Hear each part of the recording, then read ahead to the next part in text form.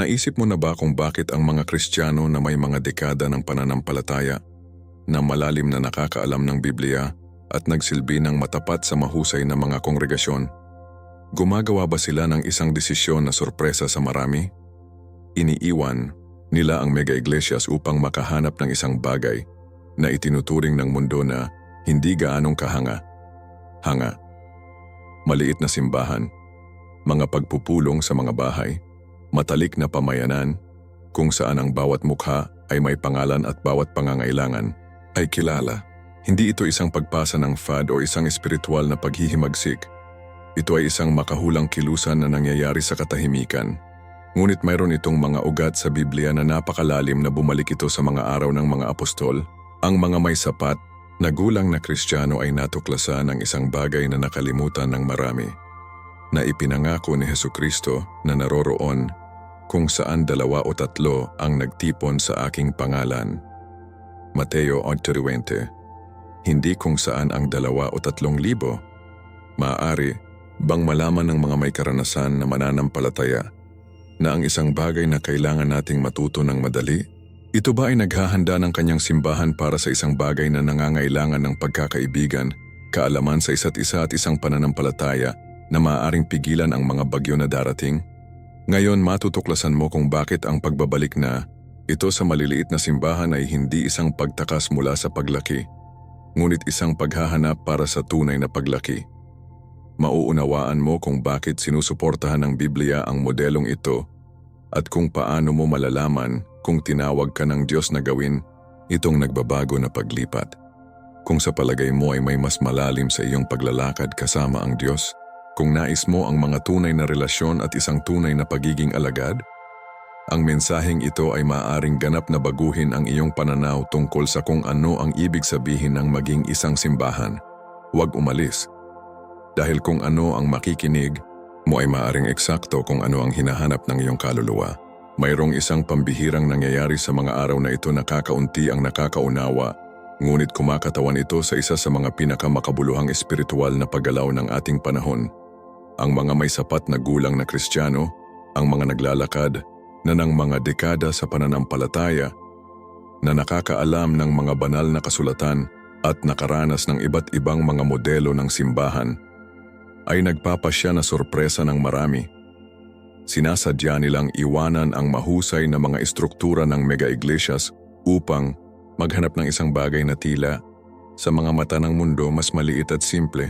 Ito ay hindi isang mababaw na paghihimagsik o hindi kasiya siya, ngunit isang malalim na tawag na sumasalamin mula sa mga primordios ng Kristyanismo. Ang mga kalalakihan at kababaihan ng Diyos ay muling natuklasan na, kung minsan, mas mababa ito pagdating sa tunay na espiritual na paglaki. Ito ay parang ang banal na espiritu ay bumubulong sa mga may sapat na puso. Halika, bumalik sa mga pinagmulan kung saan tunay akong ugali. Hindi ito isang dumadaan na takbo, ngunit ang isang kilusan na may malalim na mga ugat ng Biblia at tumuturo sa isang bagay na mas malaki kaysa sa isang personal na kagustuhan. Itinuro sa atin ni Hesukristo na kung saan ang 2 o 3 ay natipon sa aking pangalan, doon ako nasa gitna. Mateo 14:20, na inilalantad na ang pagkakaroon ng banal ay hindi nakasalalay sa kagandahang loob ng lugar, ngunit sa katapatan ng mga natipon na puso. Kapag napansin natin ang kababalaghan na ito sa mga mata ng pananampalataya, na pag-alaman natin na inihahanda ng Diyos ang kanyang simbahan para sa isang bagay na espesyal, isang bagay na nangangailangan ng pagkakaibigan, kaalaman sa isa't isa, at isang espiritual na koneksyon na lumilipas sa mga numero at istatistika. Paulit-ulit na ipinapakita sa atin ng Biblia na ang Diyos ay hindi humanga ng mga tao, ngunit sa pamamagitan ng taimtim na puso na naghahanap ng kanilang mukha ng may pagpapakumbaba at paggalang. Ang inspirasyon para sa kilusang ito ay hindi nagmula sa isang bagong paghahayag o isang kontemporaryong espiritual na paraan, ngunit ng isang malay tao na pagbabalik sa modelo ng Biblia na itinatag ng primitive na simbahan. Kapag nabasa natin ang aklat ng mga gawa, natuklasan namin na ang mga unang Kristiyano ay hindi nakatagpo sa mahusay na mga katedral o nagpapataw ng mga templo, ngunit nagtitiyaga sila sa doktrina ng mga apostol na nakikipag-ugnayan sa isa't isa sa bahagi ng tinapay at sa mga panalangin. Gawa 2:42. Pangunahin sa kanilang mga tahanan. Ang mga unang tagasunod ni Hesukristo ay nauunawaan ng isang bagay na nakalimutan ng marami sa atin.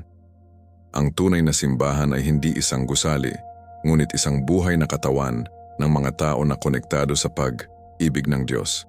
Nakilala nila ang para sa mga bahay. Gawa 2:46, na lumilikha ng isang network ng mga relasyon na nagpapahintulot sa organikong at natural na espiritual na paglaki. Isipin sandali kung ano ang nais na lumahok sa mga pagpupulong na iyon. Ang bawat tao ay malalim na nakakaalam sa iba, ang kanilang mga pakikibaka, kanilang mga tagumpay, kanilang espiritual at material na pangangailangan.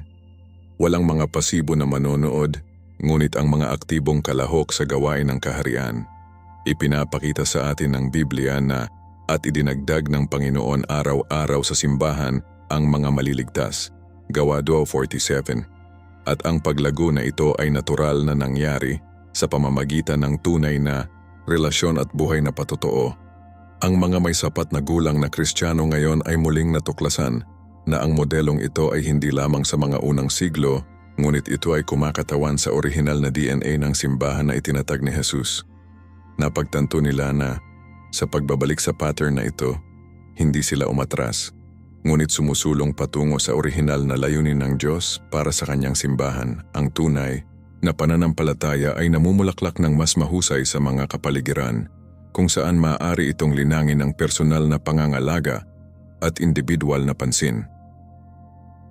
Ang pinaka-humahanga sa kilusang ito ay ang tunay na paghahanap para sa aktibong pakikilahok sa buhay ng simbahan, isang bagay na pansing kaibahan sa modelo ng manonood na naging pangkaraniwan sa maraming malalaking kongregasyon.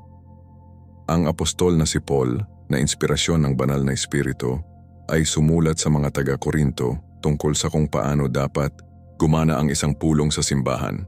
Kapag nagkita ka, ang bawat isa sa iyo ay may salmo, ay may isang doktrina, ay may isang wika, may paghahayag, may interpretasyon. Ginagawa mo ang lahat para sa pagbuo. Mga taga-Korinto, Part 26. Nakikita niya ang kagandahan ng paglalarawan na ito. Ang bawat tao ay may isang bagay na mag-ambag. Ang bawat miyembro ng katawan ni Kristo ay pinahahalagahan at may puwang upang magamit ang kanilang mga espiritual na regalo. Walang mahigpit na paghahati sa pagitan ng mga ministro at kongregasyon, ngunit isang espiritual na pamilya kung saan ang lahat ay lumahok na aktibong sa isa't isa na gusali. Ang mga mature na Kristiyano na lumilipat sa mas maliit na mga simbahan ay nagnanais ng tunay na karanasan sa pakikipag-isa. Nais nilang gamitin ang kanilang mga regalo, ibahagi ang kanilang mga karanasan, mag-ambag ng kanilang naipon na karunungan sa mga nakaraang taon ng paglalakad sa Diyos. Sa isang maliit na simbahan, kapag ang isang tao ay nawawala, ang kanilang kawalan ay naramdaman. Kapag ang isang tao ay dumadaan sa mga paghihirap, alam ng lahat at maaari silang manalangin partikular. Kapag pinagpala ng Diyos ang isa, nagagalak ang buong pamayanan.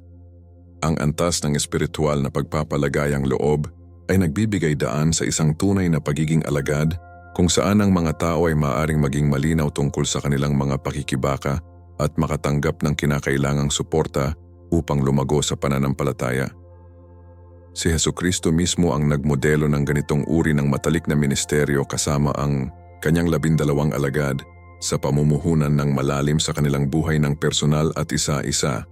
Ang kababalaghan na ito ay sumasalamin din sa isang paghahanap para sa espiritual na pagiging tunay na lampas sa mga panlabas na pagpapakita. Sa mga maliliit na simbahan, mahirap mapanatili ang mga maskara o magpanggap na isang bagay na hindi tayo, sapagkat ang malapit na relasyon sa huli ay ibunyag kung sino talaga tayo.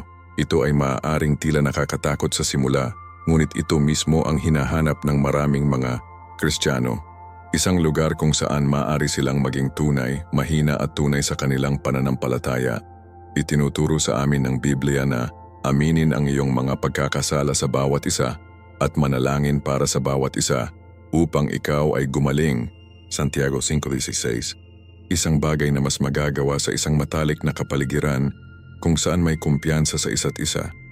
Naiintindihan ng mga nakaranasang Kristiyano na ang tunay na espiritual na paglago ay nangangailangan ng katapatan, kahinaan at ang pagpayag na pahintulutan ang iba na magsalita ng katotohanan sa ating buhay. Sa isang maliit na simbahan, ang bawat tao ay maaaring makatanggap ng isinapersonal na pangangalaga sa pastoral, tiyak na pagpapayo para sa kanilang mga sitwasyon at panalangin na itinuro para sa kanilang partikular na mga pangangailangan. Hindi ito tungkol sa pagiging antisosyal o eksklusibo, ngunit ang pagkilala na ang Diyos ay madalas na gumagana ng mas malalim sa mas matalik na konteksto. Kapag nais ni Jesus na magkaroon ng pagbabagong anyo ng mga pag-uusap, madalas siyang nagretiro sa isang maliit na grupo o kahit na sa isang solong tao. Tulad ng nakikita natin sa kanyang pakikipagtagpo kay Nicodemus, Juan 3, o ang babaeng Samaritano, Juan 4. Ang pattern na ito ng Biblia ng matalik na ministeryo ay muling natuklasan ng mga naghahanap ng mas malalim na karanasan sa Diyos at sa kanyang bayan. Ang propetikong sukat ng kilusang ito ay hindi maaring balewalain, lalo na kung isasaalang natin ang mga salita ni Jesus sa mga nagdaang panahon. Si Kristo mismo ay humula na para sa pagkakaroon ng dumi, multiplied na kasamaan. Ang pag-ibig ng marami ay cool. Mateo 24:12. Isang katotohanan na naramdaman ng maraming mga may sapat na Kristiyano na siya ay nagpapakita ng kanyang sarili sa ating panahon. Sa kontekstong ito, ang mga maliliit na simbahan ay kumakatawan sa mga espiritual na tirahan, kung saan ang tunay na pag-ibig ay maaaring linangin at protektado. Ang mga nakaranasang Kristiyano ay kinikilala na ang mga mahihirap na oras ay nangangailangan ng mga malakas na pamayanan, nagkakaisa at nakatuon sa bawat isa. Sinasabi sa amin ng Biblia ang tungkol sa kahalagahan ng hindi tumitigil na magtipon dahil ang ilan ay may ugali, ngunit hinihikayat tayo. At marami pa, kung gaano mo nakikita ang araw na iyon ay papalapit na. Hebreo 10:25. Sa mga maliliit na simbahan, ang mutual na payo na ito ay maaaring maging mas epektibo at tiyak sapagkat alam ng mga tao ang bawat isa ng sapat upang malaman ng eksakto kung paano hikayatin at hamunin ang bawat isa sa pananampalataya. Bilang karagdagan, kapag isinasaalang-alang natin ang mga hula sa pag-uusig at paghihirap sa mga nakaraang araw, ang pinakamaliit at cohesive na mga komunidad ay mas mahusay na handa upang suportahan ang bawat isa at matatag na paniniwala sa pananampalataya. Ipinapakita sa amin ng kasaysayan na sa mga panahon ng pag-uusig, ang primitive na simbahan ay nakaligtas at umunlad ng tumpak dahil naayos ito sa maliit at matalik na mga sel na maaaring mabilis na umangkop sa pagbabago ng mga pangyayari. Ang mga may sapat na gulang na Kristiyano na gumagawa ng paglipat na ito ay hindi tumakas mula sa mga paghihirap, ngunit ang paghahanda ng matalino sa kung ano ang maaaring dumating, kasunod ng halimbawa ng mga nauna sa atin sa pananampalataya, at nahaharap sa mga katulad na oras na may katapangan at pagkakaisa. Kapag matapat nating suriin ang kababalaghan ng mega-iglesyas sa pamamagitan ng lens ng banal na kasulatan, sinisimulan nating maunawaan kung bakit napakaraming mga Kristiyanong-Kristiyano ang nakakaramdam ng isang espiritual na kawalang kasiyahan sa kabila ng napapaligiran ng mga tao. Ang isa sa mga pinakamahalagang problema na kinakaharap ng mga dakilang kongregasyong ito ay ang maaari nating tawaging espiritual na hindi nagpapakilala. Isang kondisyon kung saan ang mga tao ay maaaring makatulong ng matapat sa loob ng maraming taon nang hindi nagkakaroon ng malalim na relasyon o nakakaranas ng tunay na pangangalaga sa pastoral na inilarawan ng Biblia. Si Hesukristo, ang aming perpektong modelo ng pamumuno, ay nakakaalam ng kanyang mga alagad sa pangalan, alam ang kanyang mga personalidad, kanyang kahinaan, kanyang lakas at tiyak na pangangailangan. Maaari niyang sabihin, "Ako ang mabuting pastol at alam ko ang aking tupa at kilala ako ng akin." Juan 10:14. Gayunpaman sa maraming mega-iglesyas, ang pastoral na pagpapalagayang ito ay nagiging imposible dahil sa simpleng kadahilanan ng numero. Ang mga pastol, gayunpaman nakatuon sila, ay hindi personal na matugunan ng libong mga miyembro at lumilikha ito ng isang bago kung saan ang pakiramdam ng mga tao ay nawala sa karamihan. Ang mababaw sa mga relasyon ay nagiging pamantayan, hindi para sa kakulangan ng pagnanais, ngunit para sa mga praktikal na limitasyon. Ang mga pag-uusap ay nabawasan sa kordyal ngunit maikling pagbati. At ang malalim na espiritual na mga pangangailangan ay madalas na hindi napansin. Ang katotohanan ito ay kaibahan ng pansin sa modelo ng Biblia kung saan ang mga espiritual na pinuno ay intimate na alam ang mga nasa ilalim ng kanilang pangangalaga. Maaring isulat ni Pablo ang mga tukoy na liham sa mga simbahan dahil alam niya ang kanilang mga partikular na sitwasyon, ang kanilang natatanging pakikibaka at ang kanilang mga tiyak na pangangailangan. Ang kakulangan ng personal na kaalamang ito sa mega iglesias ay maaaring humantong sa isang pangkaraniwang ministeryo na kahit na sinasadya ay hindi tinutugunan ang mga tiyak na pangangailangan ng bawat mahalagang kaluluwa na inilagay ng Diyos sa ilalim ng pangangalaga ng simbahan. Ang manghang ng pagsamba ay kumakatawan sa isa pang makabuluhang hamon na maraming mga Kristiyano na nagsisimulang magtanong. Sa kasabik na makit at mapanatili ang maraming pulutong, ang ilang mga mega-iglesias ay nagpatibay ng isang modelo na pinahahalagahan ang libangan sa tunay na pagsamba. Ang mga nakasisilaw na ilaw, ang mga detalyadong epekto ng tunog, ang mga teatro na paggawa at ang mga pagtatanghal ng show type ay maaaring lumikha ng isang panabik na kapaligiran, ngunit maaari rin nilang ilipat ang pansin mula sa totoong layunin ng pagpupulong. Matugunan ng Diyos. Itinuro sa atin ni Jesus na ang Diyos ay Espiritu at ang mga sumasamba sa Kanya, sa Espiritu at sa katotohanan ay kinakailangan na sumamba sila. Juan 4:24. Ang tunay na pagsamba ay lumitaw mula sa puso, hindi mula sa panlabas na pandama na pampasigla. Kapag ang focus ay lumilipat patungo sa paggawa at pagganap, may panganib na ang mga tao ay maging isang pasibo na madla sa halip na mga aktibong kalahok sa pagsamba. Ang mga may edad na Kristiyano na nakaranas ng tunay na pagkakaroon ng Diyos sa mas simpleng mga konteksto ay madalas na pakiramdam na ang isang bagay na mahalaga ay nawala sa gitna ng lahat ng paggawa. Naaalala nila ang mga salita ni Propeta Elias na natagpuan ng Diyos na hindi sa malakas na hangin, sa lindol o sa apoy, ngunit sa isang mapayapa at masilan na sipol, 1 Hari 19:12. Ang tunay na pagkakaroon ng Diyos ay madalas na ipinahayag sa pagiging simple at katahimikan, hindi kinakailangan sa mahusay na palabas. Hindi ito nangangahulugan na ang kahusayan sa musika o pagtatanghal ay hindi tama. Ngunit kapag ang mga elementong ito ay naging pangunahing focus, hindi nila sinasadyang makipagkompetensya sa tunay na pagsamba sa halip na mapadali ito. Ang mga nakaranas na mananampalataya ay nagnanais ng mga puwang kung saan maaari silang sumamba ng walang mga abala, kung saan ang katahimikan ay pinahahalagahan tulad ng musika, at kung saan ang pagkakaroon ng Diyos ay mas mahalaga kaysa sa impresyon na sanhi ng mga dadalo. Ang modelo ng negosyo na maraming mga mega-iglesias ay nagpatibay ng mga regalo ng karagdagang mga hamon na pumupunta sa mismong puso ng kung ano ang ibig sabihin na maging isang simbahan. Kapag ang paglaki ng numero ay nagiging pangunahing sukatan ng tagumpay, may tukso na gumawa ng mga pagpapasya batay sa mas maraming tao sa halip na kung ano ang bubuo ng mga tao sa espiritual.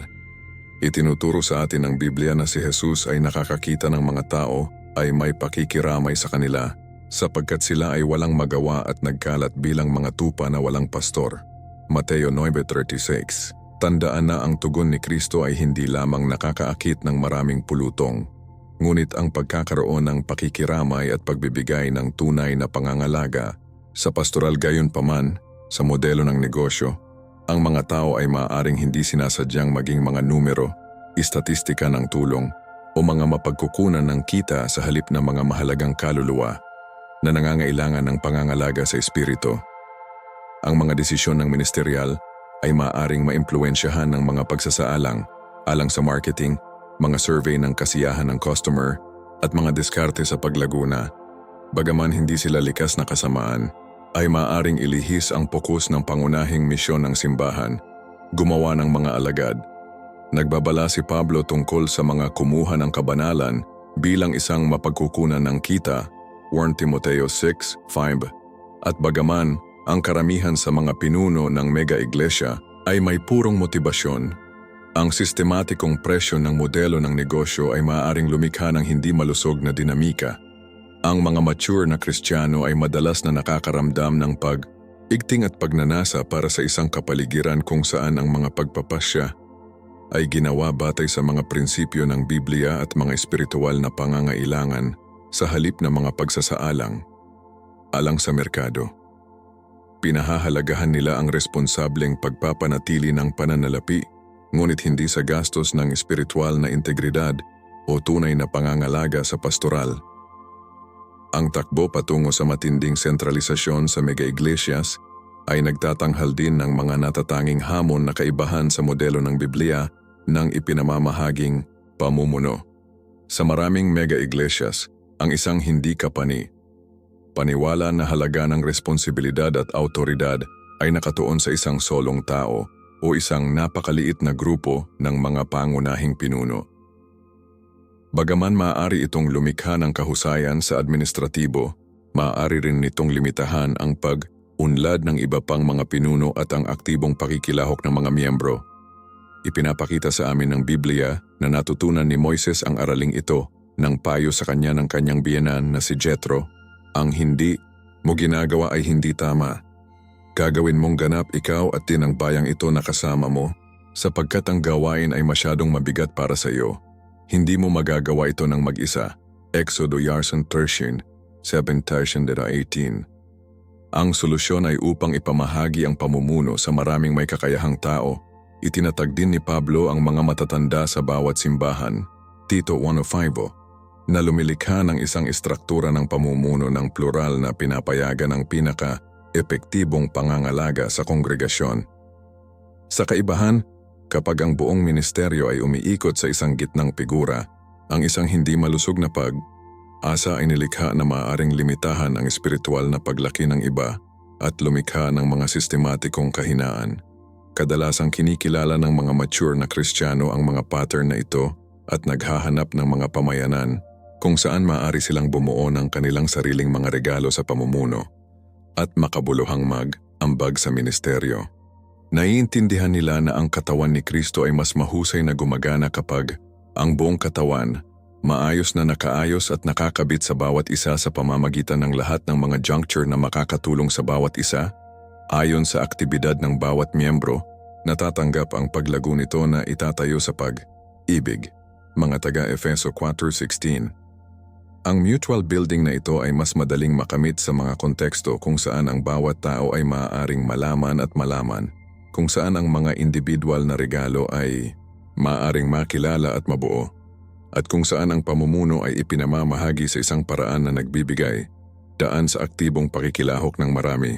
Ang presyon ng pagpapanatili ng patuloy na paglaki sa mega-iglesias ay maaari ring humantong sa banayad, ngunit makabuluhang mga pangako sa doktrina.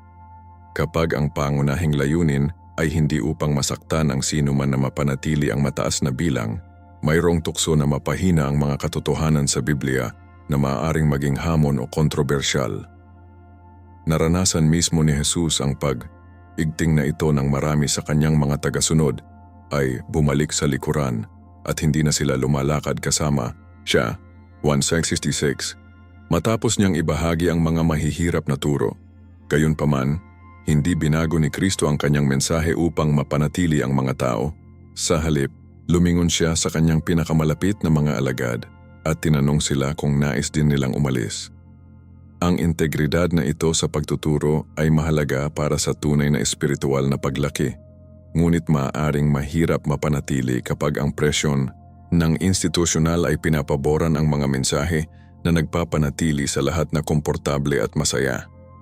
Ang mga may sapat na gulang na Kristiyano na nag-aral ng mga banal na kasulatan sa loob ng maraming taon ay madalas na makakakita kapag ang katotohanan ng Biblia ay natunaw o kung ang mga mahahalagang isyu ay maiiwasan upang mapanatili ang mababaw na kapayapaan. Nagnanais sila ng mga pinuno na may lakas ng loob na turuan ang lahat ng payo ng Diyos. Gawa 20:27. Kahit na mahirap o hindi popular. Sa mas maliit na mga simbahan, kung saan ang mga relasyon ay mas malalim at ang tiwala sa isa't isa ay mas malaki, mas madaling matugunan ang mga mahihirap na isyu sa pag-ibig at biyaya. Alam na ang komunidad ay nakatuon sa paglaki ng isa't isa sa halip na lamang sa kapwa, kaginhawaan. Ang paghahanap na ito para sa integridad ng doktrina at kumpletong pagtuturo ay isa sa mga dahilan kung bakit maraming nakaranas na mga Kristiyano ang nakakaganyak sa mas maliit na mga pamayanan kung saan makakaranas sila ng parehong biyaya at katotohanan sa perpektong balanse.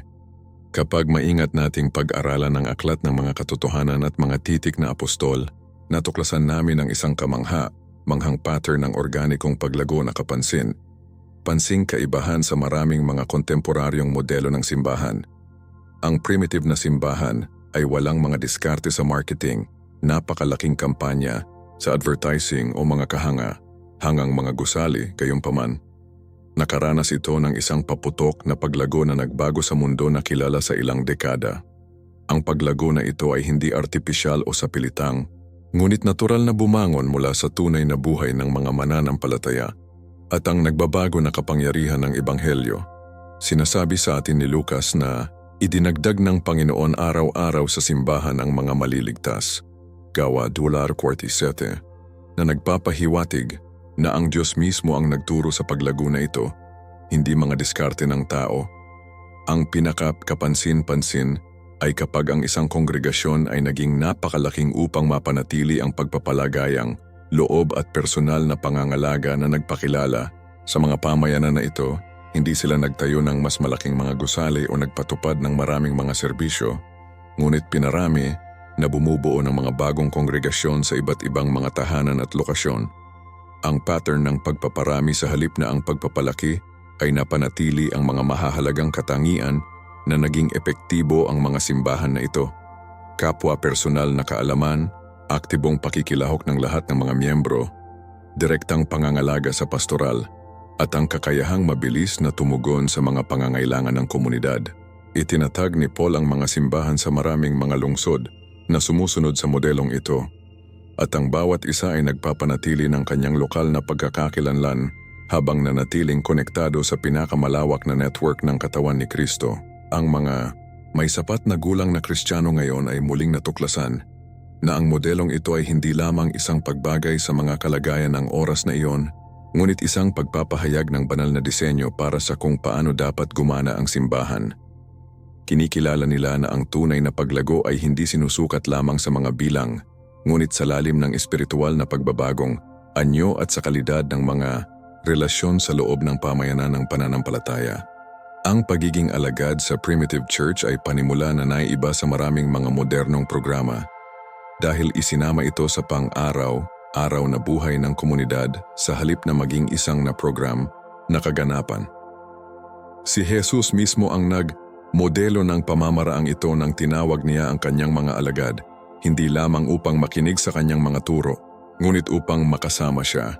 Marcos 3:14. Ang patuloy na kalapitan na ito ay pinapayagan ang pag-aral ng eksperimentong na higit pa sa paghahatid ng impormasyon.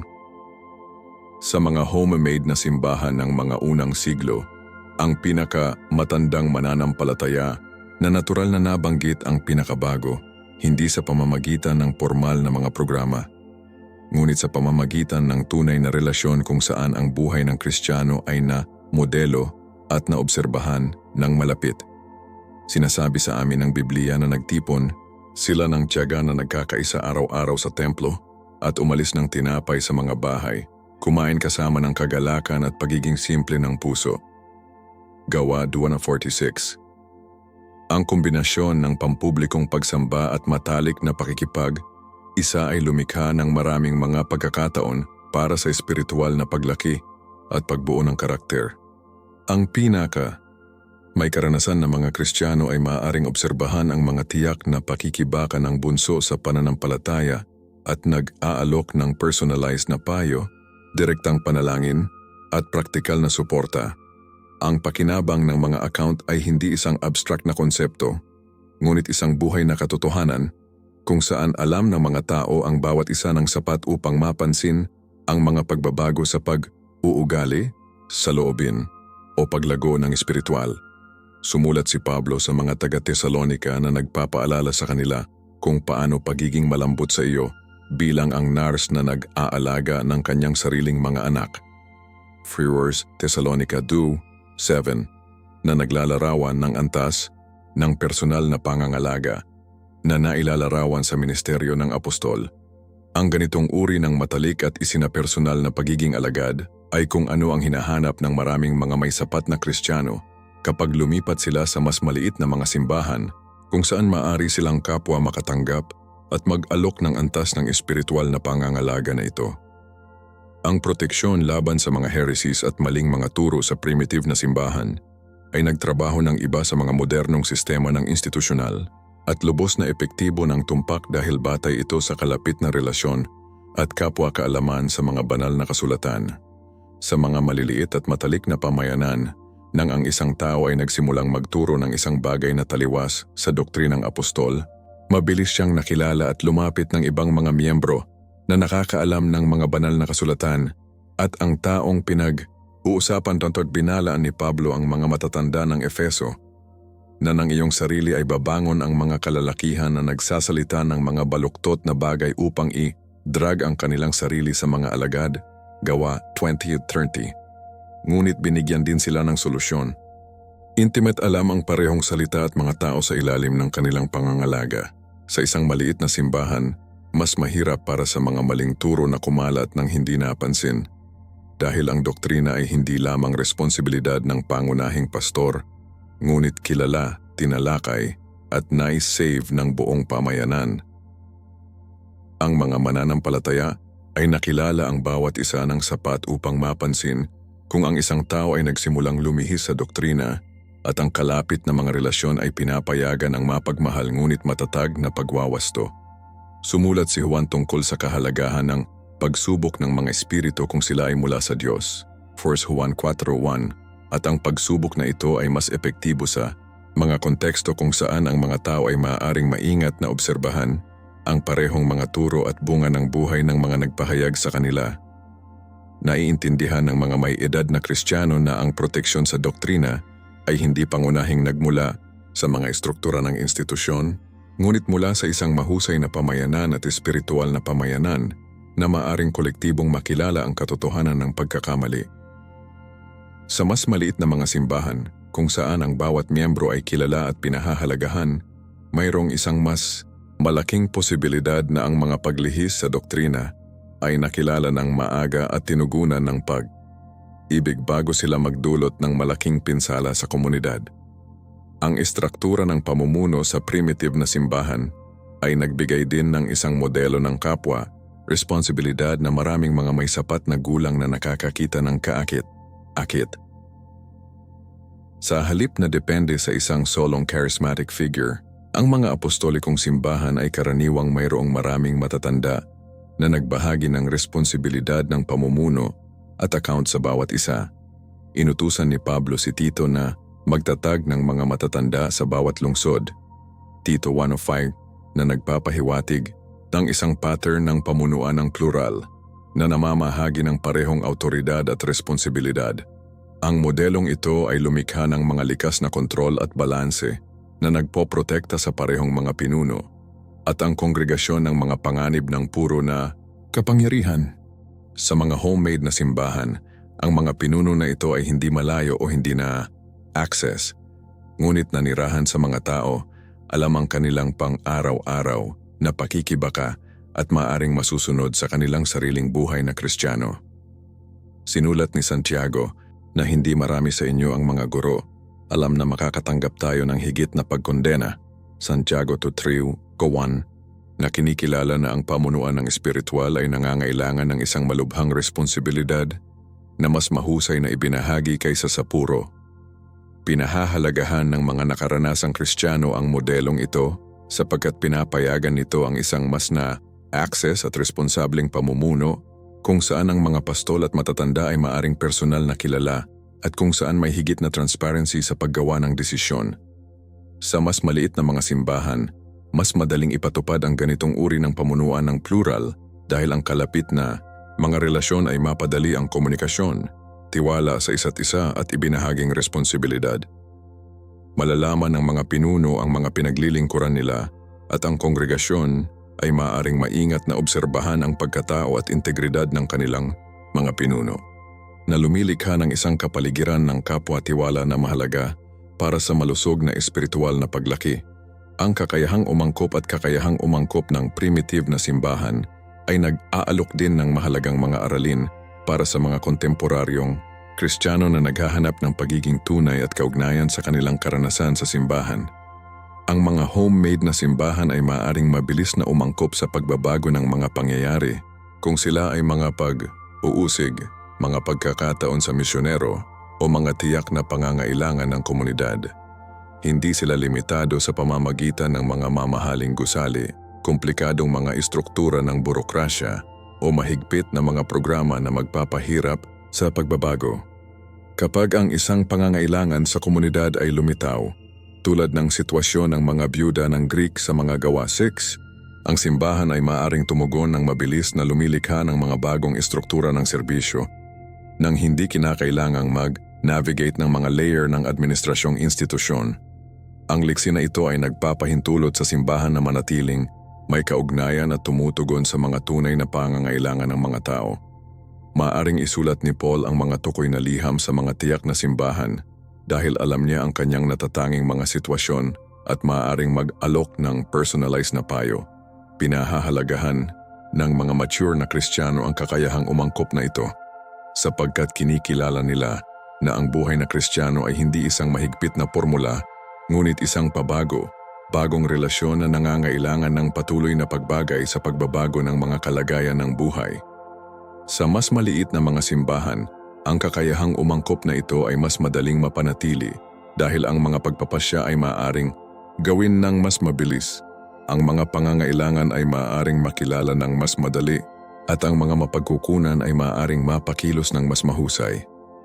Ang mabilis at isinapersonal na kapasidad ng pagtugon ay lalo na akit sa mga nakaranas ng pagkabigo ng mga istruktura ng institusyon na mabagal na magbago o na tila mas nakatuon sa pagpapanatili ng status quo kaysa tumugon sa tunay na mga pangangailangan ng tao. Sa mga oras na ito na isinasaalang ng marami ang mga huling araw, mayroong isang malalim na sukat ng makahulang sa paggalaw ng mga may sapat na Kristiyano sa mas maliit na mga simbahan na hindi maaaring balewalain ng mga may espiritual na mga mata na makita. Si Hesukristo mismo ay humula tungkol sa mga kondisyon na mangibabaw bago ang kanyang pangalawang pagdating. At ang isa sa mga pinakamatino ay ang kanyang hula na dahil sa pagpaparami ng kasamaan, ang pag-ibig ng marami ay cool. Mateo 24:12. Ang hula na ito ay hindi lamang tumutukoy sa sekular na mundo, ngunit may kasamang babala tungkol sa mga kondisyon sa loob mismo ng simbahan. Ang mga may sapat na gulang na Kristiyano na gumagawa ng paglipat na ito sa mas maliit na mga pamayanan ay madalas na naramdaman sa kanilang mga espiritu na ang isang bagay na pangunahing ay nagbago sa espiritual na kapaligiran ng ating panahon. Napag-alaman nila na sa gitna ng kasaganaan ng mga programa, kaganapan at mga aktibidad sa relihiyon, mayroong isang lumalagong kakulangan ng tunay na pag-ibig, espiritual na pagpapalagayang loob at tunay na pangangalaga sa pastoral. Ang paghahanap para sa mas maliit na mga simbahan ay hindi isang pagtakas mula sa katotohanan, ngunit isang makahulang tugon sa pangangailangan na mapanatili at linangin ang uri ng pag-ibig na inilarawan ni Kristo bilang natatanging marka ng kanyang tunay na mga alagad. Sa ito malalaman nila ang lahat na ikaw ang aking mga alagad kung mayroon kang pag-ibig sa bawat isa. Juan 3:35. Sa mas maliliit na pamayanan, ang pag-ibig na ito ay maaring linangin, protektado at ipinahayag sa mga paraan na mahirap makamit sa mas malaki at mas hindi personal na mga konteksto. Kinikilala ng mga nakaranasang mananampalataya na ang mga mahihirap na oras na darating ay mangangailangan ng uri ng pagkakaisa at pag-ibig na maaari lamang mabuo sa pamamagitan ng malalim at nakatuon na relasyon. Naghahanda sila ng espiritual para sa kung ano ang maaaring dumating, hindi para sa takot ngunit sa pamamagitan ng makahulang karunungan na nauunawaan na pinalakas ng Diyos ang kanyang mga tao sa pamamagitan ng matalik na pakikipag-isa at pag-aalaga sa isa't isa. Ang babala sa Biblia tungkol sa pagtalikod sa mga nagdaang panahon ay nagbibigay din ng makahulang konteksto upang maunawaan kung bakit maraming mga may sapat na gulang na Kristiyano ang naramdaman na kailangan na paghiwalayin mula sa mas malaking mga sistemang pangrelihiyon na maaaring nawala ang kanilang unang pag-ibig. Ipinagpalagay ni Pablo na sa mga huling araw ay darating ang mga mapanganib na panahon at inilarawan ang isang kondisyon kung saan ang mga tao ay magkakaroon ng hitsura ng kabanalan, ngunit itatanggi ang kanyang pagiging epektibo. 2 Timoteo 3:1-5. Ang paglalarawan na ito ng panlabas na religiosity na walang panloob na kapangyarihang espiritual ay sumasalamin sa maraming nakaranas na mananampalataya na napansin kung paano mapanatili ng ilang malalaking institusyong relihiyoso ang lahat ng mga panlabas na anyo ng Kristyanismo. Habang kulang ang tunay na pagbabago ng kapangyarihan ng Ebanghelyo, malinaw ang pagtuturo ni Pablo. Iniiwasan nila ang mga ito. Hindi ito nangangahulugan ng paghuhusga ng mga taimtim na individual sa loob ng mga sistemang ito, ngunit ang pagkilala kung ang mga istruktura mismo ay naging mga impediment sa tunay na espiritual na paglaki. Ang mga mature na Kristiyano na gumagawa ng paglipat na ito ay madalas na naramdaman na sila ay tumugon sa isang makahulang tawag na katulad ng isa na natanggap ni Abraham. Pumunta mula sa iyong lupain at iyong pagkakamag-anak at mula sa bahay ng iyong ama, sa lupain na ipapakita ko sa iyo, Genesis 12, ng mga tao, ngunit ang labis na pag-aalsa sa isang bagay na higit pa sa isang bagay na ipinapakita sa iyo, ang tunay at espiritual na mga relihiyon na lumayo sa pagiging simple at kadalisayan ng Ebanghelyo, ang mga alagad.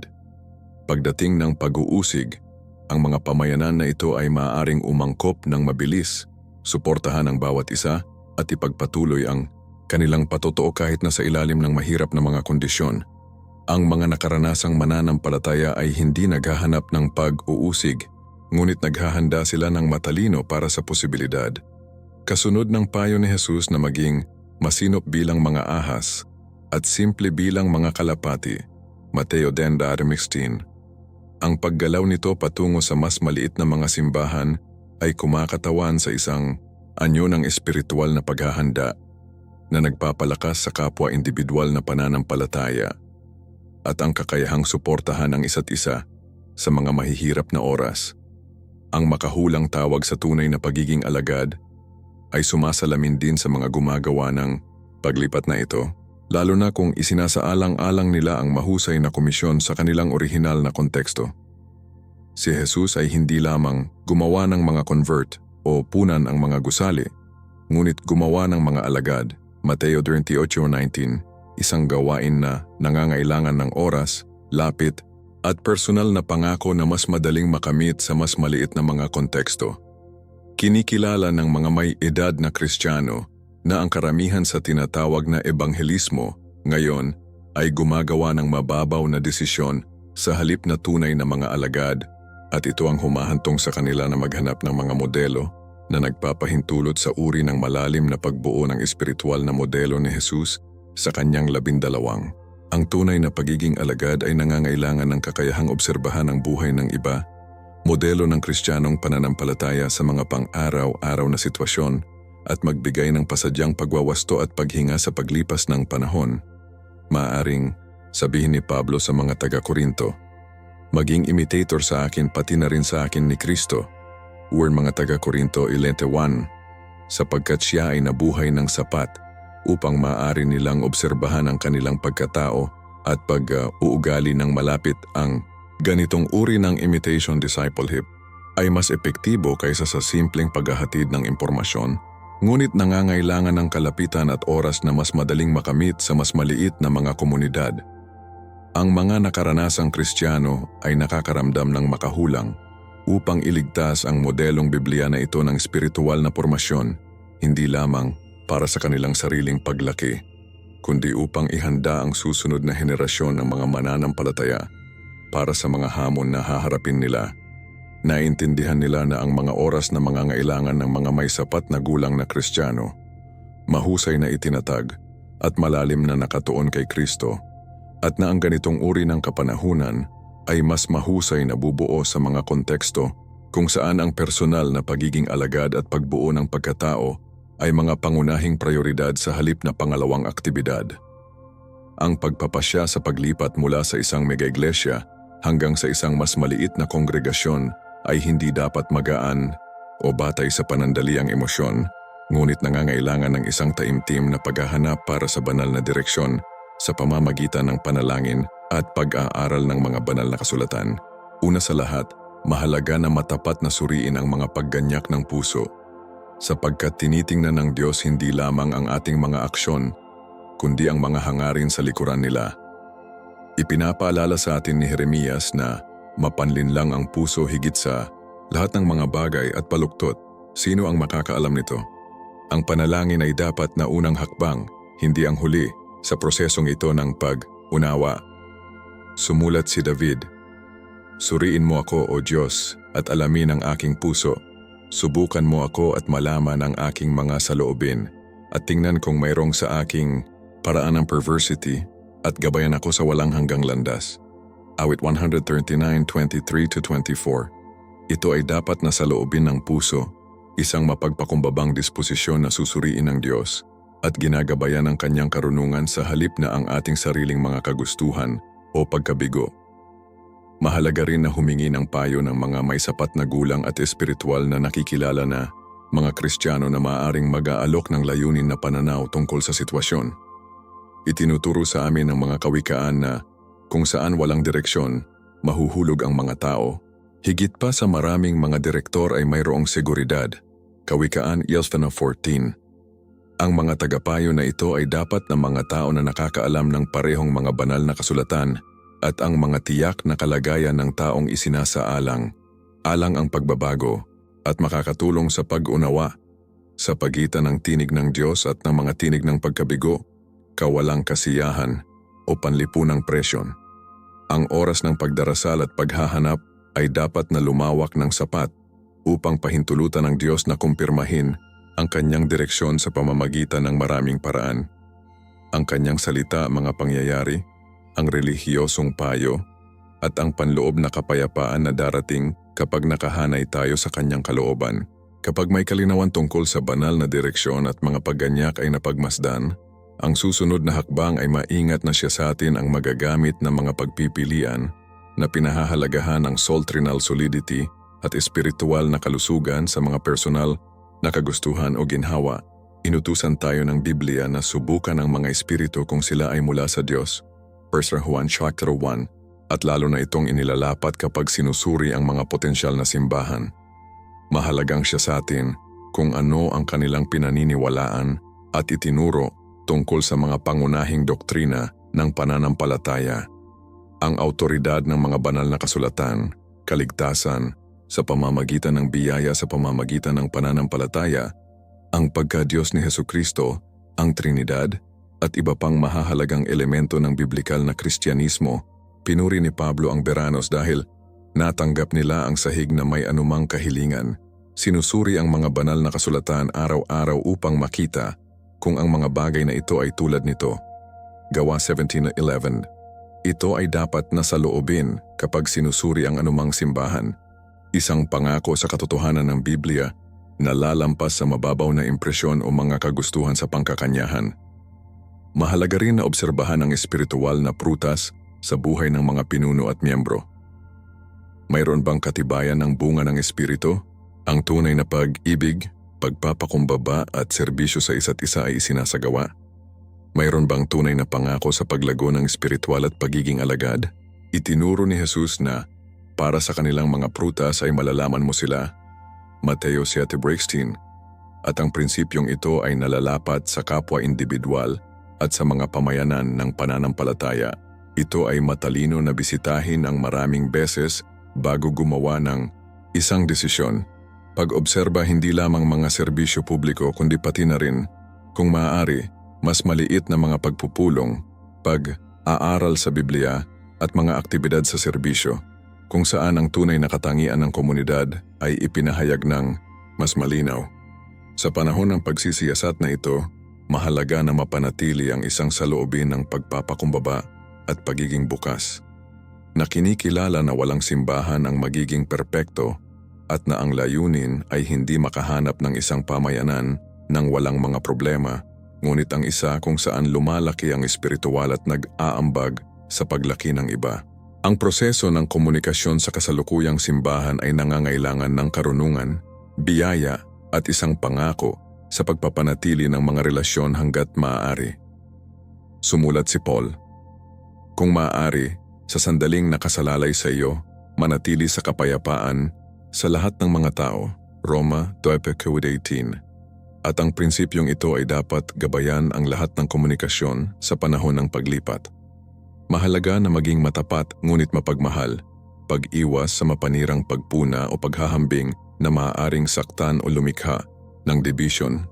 Sa halip na tumuon sa kung ano ang masama sa kasalukuyang simbahan, mas mahusay na i-frame ang desisyon sa mga tuntunin ng tawag at espiritual na paglaki.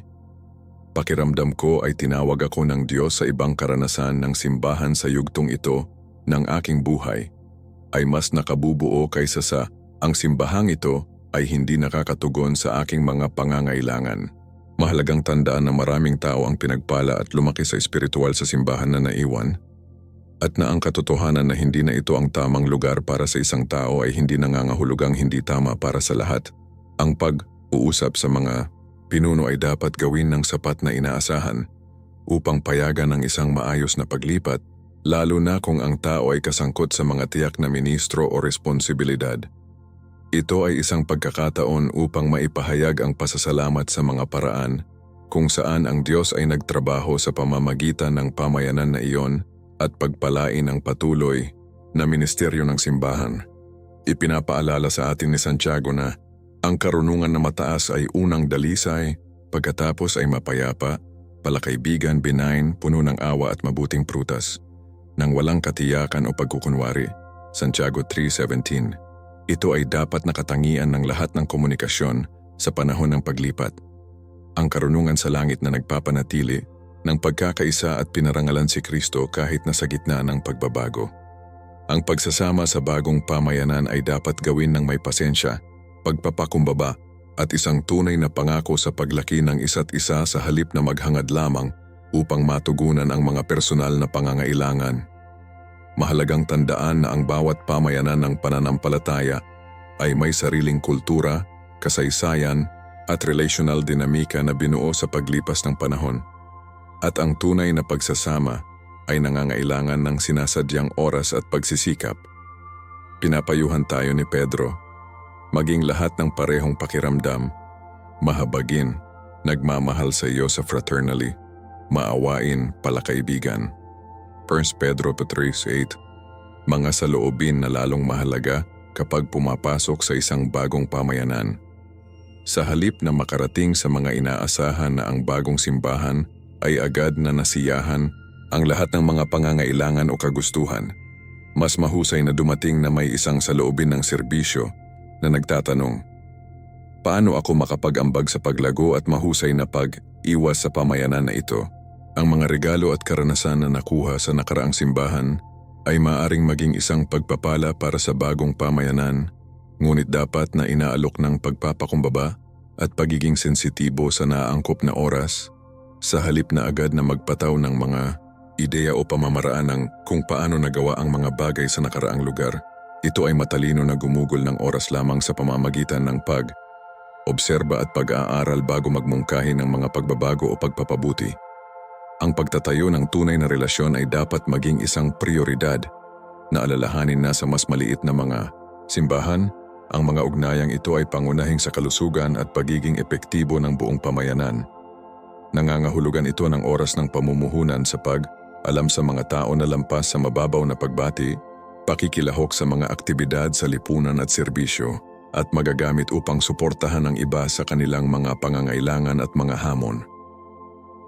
Inilarawan ni Pablo ang kanyang ministeryo na nagsasabi, "Napakaganda ng aming pagmamahal sa iyo na nais naming bigyan ka hindi lamang ng ebanghelyo ng Diyos, kundi pati na rin ang ating sariling buhay."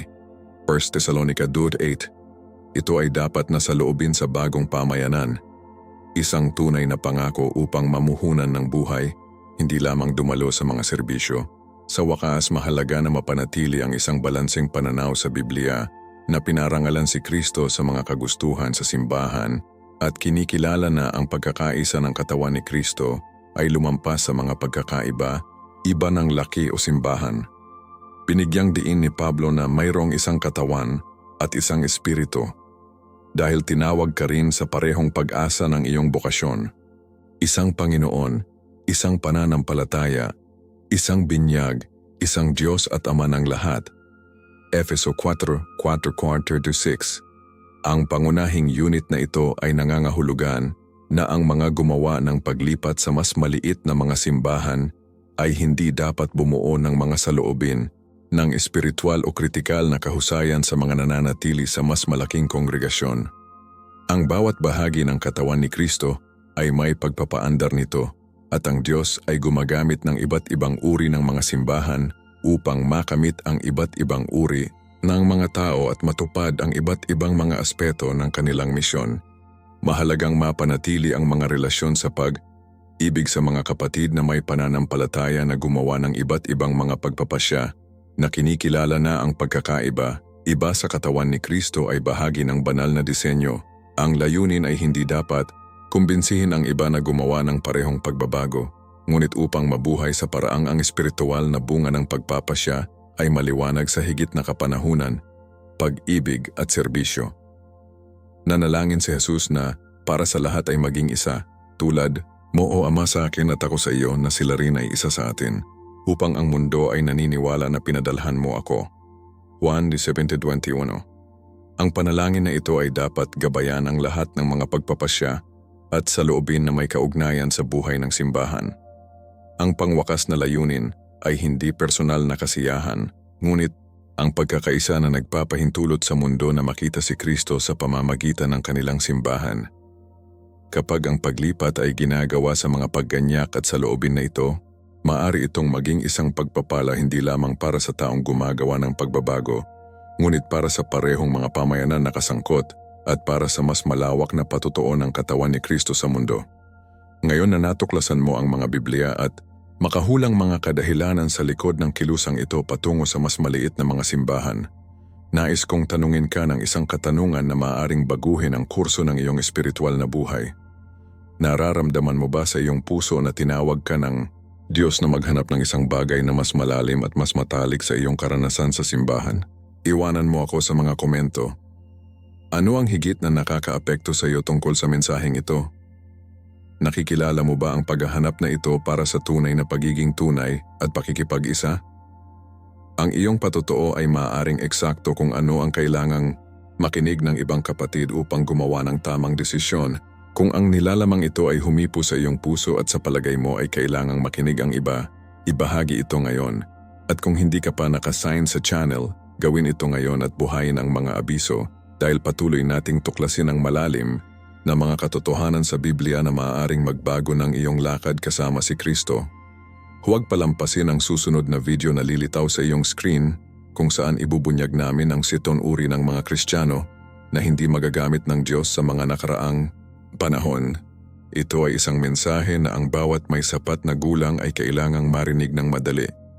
Tandaan, hindi ito ang laki ng simbahan, ngunit ang laki ng iyong pananampalataya at ang lalim ng iyong pag-ibig kay Kristo at sa kanyang bayan. Pagpalain, kasana ng Diyos at gabayan ka sa bawat desisyon na gagawin mo para sa iyong kaluwalhatian.